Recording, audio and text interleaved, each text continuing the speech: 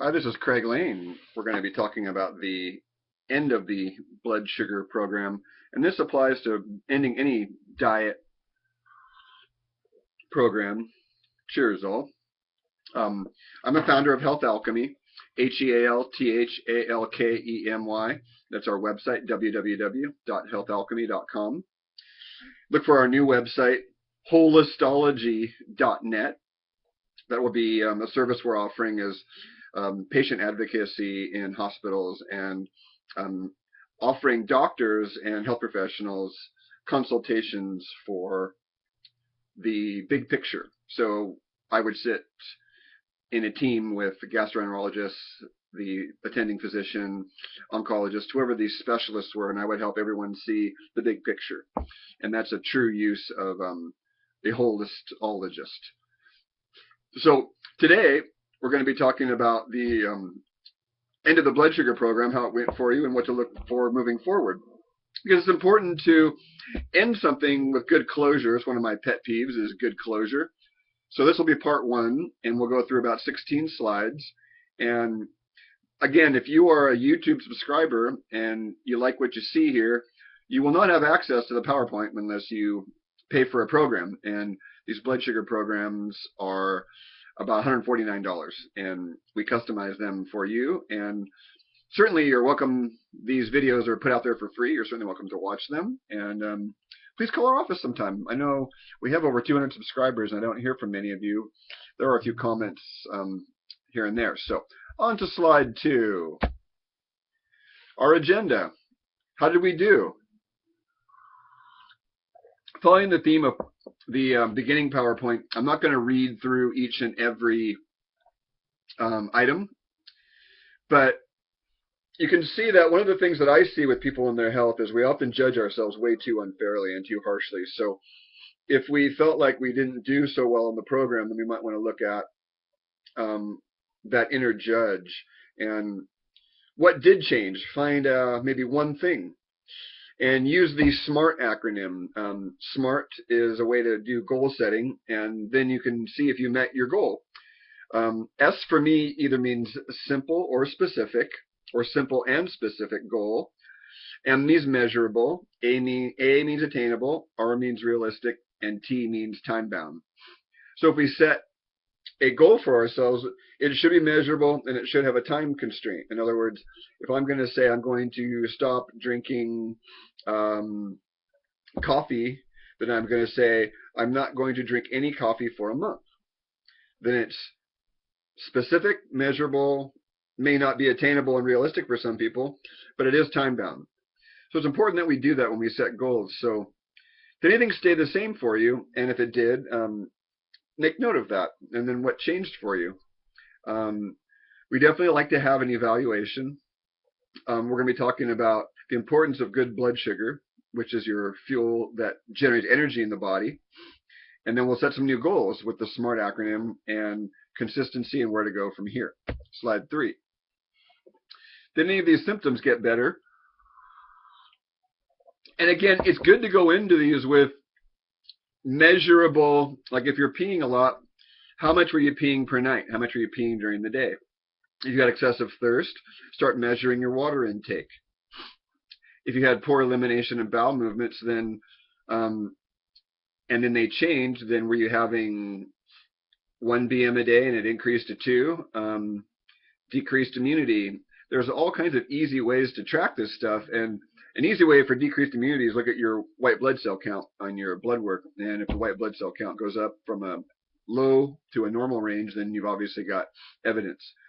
10 days isn't a very long sign to notice colds and flus, but if you're getting a cold every week or feeling rotten and you don't get one over the 10 days, then that's often a good sign. So go down the list there, and these are all signs of blood sugar imbalance on some level. They're not a dead ringer, and no symptom is. You can't isolate the human into a basket so easily. Slide 4. So this is a handout we give here at Health Alchemy. It's called the Dance of Life. And we want, in the bottom of that handout in the bottom left corner, you will notice on slide 4 that it talks about blood sugar going up and down, like a real tall sine wave and then a real low sine wave. And our body wants fuel in the right amount at the right time, just like your car needs fuel in the right amount in the right time. So if we eat foods that cause a glycemic reaction or cause poor glycemic management, then if our blood sugar goes too high, then there's an alarm that goes off, and then the adrenals and the stress systems get involved. And then oftentimes, if the insulin works too well, then the blood sugar clears too quickly, and it's not the change in the blood sugar that's so important, it's the rapidity of it. So if it changes and drops from 200 to 70 in 5 minutes, you're going to feel that, versus 200 to 70 over the course of 90 minutes. And that's what we're looking at here, is we want to lengthen that out a bit and get more of on the right side of that handout here on slide 4, you want to get a nice simple wave there. Great handout to read. I highly recommend it. Then you'll see that little triangle there, and we want to make sure that we're looking at these simple, easy shapes and ways to look at our life in more of a conceptual way. And I believe that this slide really helps us out. And then also on the bottom, you'll notice if your blood sugar drops too low, your brain can't get enough fuel, and then you end up pumping out stress hormones to raise your blood sugar back up. So either way, the top or the bottom, the stress systems can get involved. But typically, as I stated in the first PowerPoint, high blood sugar tends to stay elevated without symptoms. If we have a really reactive and nice way of maintaining homeostasis in our body, then typically it won't get too high. So the body wants optimum energy from food with minimum waste produced. That's really the ideal. So the closer we eat to what our cells actually need, i.e. some people need more fat and protein, others need a little more carbohydrate, some people need more vegetable matter, some people need more fiber, some need less, some people need more warming food, some people need more cooling foods, some people need more liquid, some people need more dryness. And that's what we're trying to do here. And as we go further along, I'll explain this a little bit more on the slides.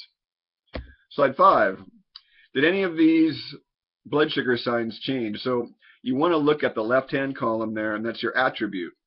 So there are 12 signs of high blood sugar, and it typically is chronic. So you have high blood sugar in 3 rows there, and you look across to the right, and those are the symptoms. Then you have 8 symptoms of low blood sugar that are often fairly dramatic. And then you see down below, blood sugar management is either chronically going too high and too low, and that's where we can often, just with nourishment and diet changes, we can change that quite rapidly.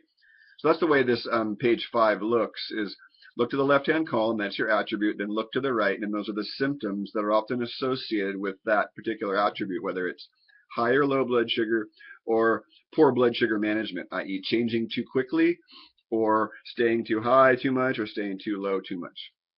Slide 6. This is a handout we give out, and I'm going to give thanks to Michael McAvoy and the metabolic typing system and all the men and women who have built this system up. We've modified it slightly, but it's called Adjusting Your Dietary Ratios. And this really shows us, although it says on slide 6 or protein to carb ratio, we're also looking at fat. Are we getting enough fat in our diet? So we want 5 attributes there.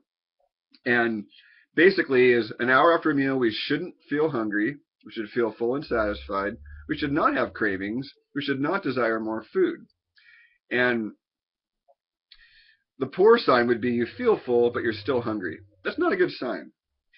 Or need a snack, desire for sweets, or hungry soon after a meal. Those are signs that we didn't eat what our cells needed because they're asking for more. It's real simple.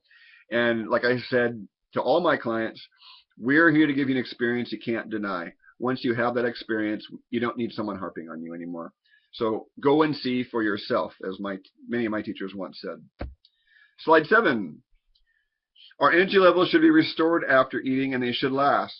The perfect food will last for most people 3 to 6 hours, depending on the person and the amounts eaten. If you overeat, as I state, when we overeat, we don't get to use all the energy. Some of it doesn't get digested, and the microbes in our gut will tend to use that up, or it will rot, or putrefy, or rancidify, or ferment. And that's not good either. That generates a lot of toxins in the intestines. So watch these very, very carefully, these signs, and how it changed during your cleanse. Slide 8 are the mental, emotional, and well-being signs. So we should definitely feel better emotion, clearer in our mind. Thought processes should be working well, and there's a sense of well-being that's often associated with this. We're going to move on to part 2, starting with slide 9. So looking forward to talking to you in part 2.